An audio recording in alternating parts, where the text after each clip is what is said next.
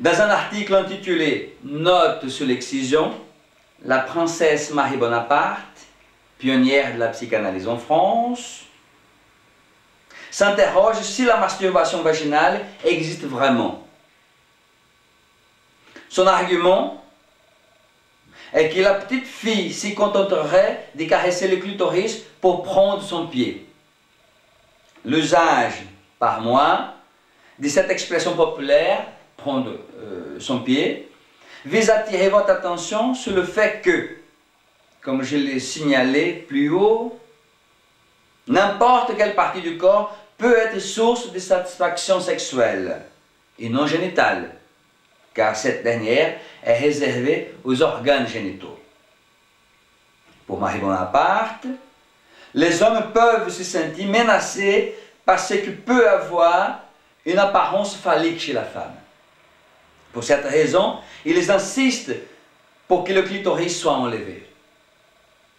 Cependant, je vais attirer votre attention sur le raffinement sadique. Et j'utiliserai l'exemple de la tribu Nandi, évoqué plus haut. Pour enlever le clitoris, les adultes de cette tribu, les brûlaient. Bien entendu, on peut dire qu'ils brûlaient le clitoris des fillettes pour les empêcher de mourir d'une quelconque infection. Voyons plus loin. Peut-on reconnaître la jouissance tirée par l'humain adulte à la vue de l'impuissance de son semblable enfant? Si un semblable du loup s'y rend, sa vie est sauve. Chez nous, plus le semblable est faible, plus nous nous acharnons à lui montrer notre puissance. Homo homini lupus. En disant que l'homme est un loup pour l'homme, l'auteur comique latin Plaute semble nous dire que l'homme est son pire ennemi. Quelques hommes ont en horreur la danse d'un vagin, un clitoris ou encore des lèvres trop avantageuses chez leur partenaire.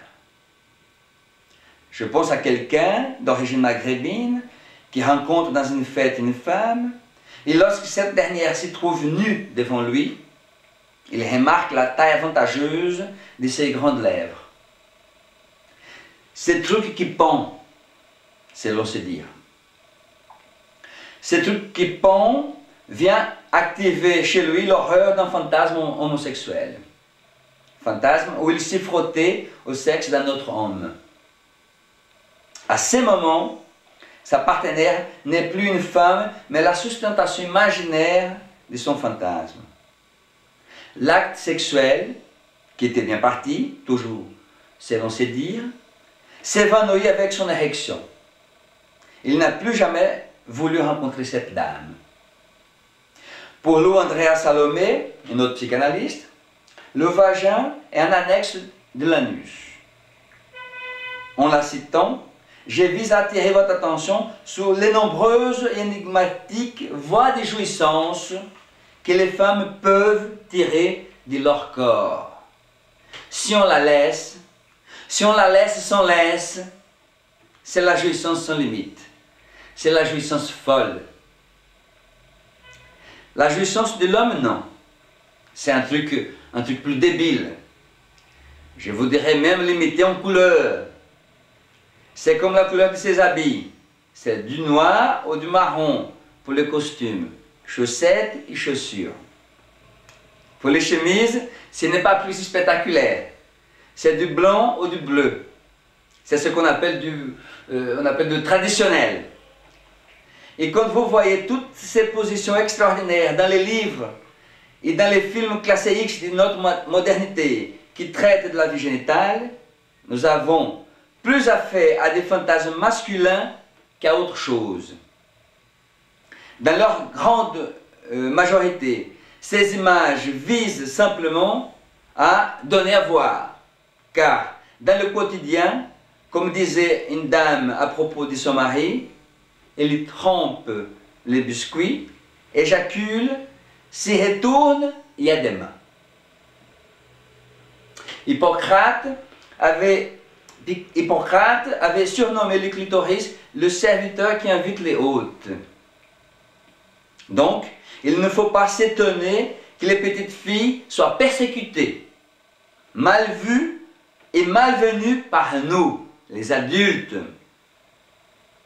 Casser, briser cette partie de leur corps qui caractérise la porte d'accès à la féminité et à une jouissance mystérieuse fait peur aux adultes, hommes et femmes.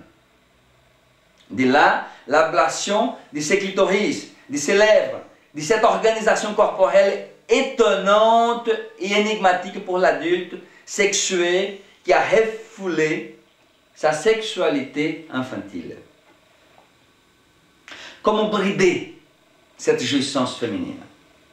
N'est-ce pas cette impuissance à contenir cette jouissance folle qui justifie l'usage de ces sacrifices?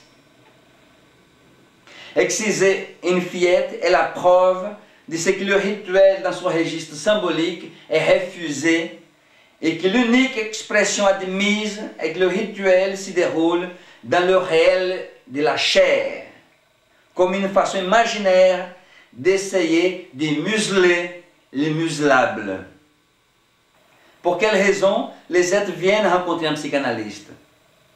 Parce que la libido, le désir sexuel chez Freud, l'appétit sensuel chez Spinoza ne laisse personne indifférent.